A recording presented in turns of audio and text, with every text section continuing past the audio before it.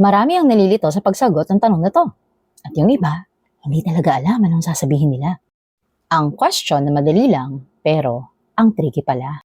You will be surprised as to why this question is being asked, and after you watch this video, sigurado magbabago ang approach mo.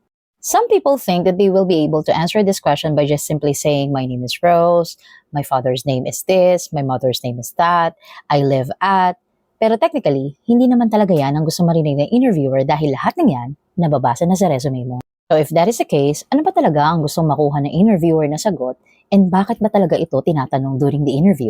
The truth is, this is not a simple question. But this is a question to know if you can communicate things clearly, if you can organize your thoughts properly, if you can align your experiences and stories to the company's values and pillars, and kung kaya mo ba talagang i-handle yung pressure at kung paano ka mag-behave kapag ka natanong ka ng ganyan. So ano ba talaga ang gusto nila marinig at makuhang sagot, Rose? What interviewers really want to hear are way beyond what is written on your resume. So how to answer this question?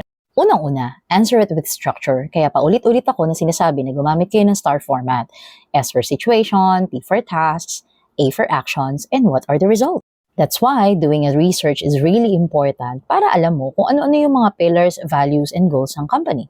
If you have a clear understanding of those information from the company, it'll be a lot easier for you na i-connect yung mga stories, experiences, and skills that you can actually contribute to the company. You can also align your personal goals to the company's goals.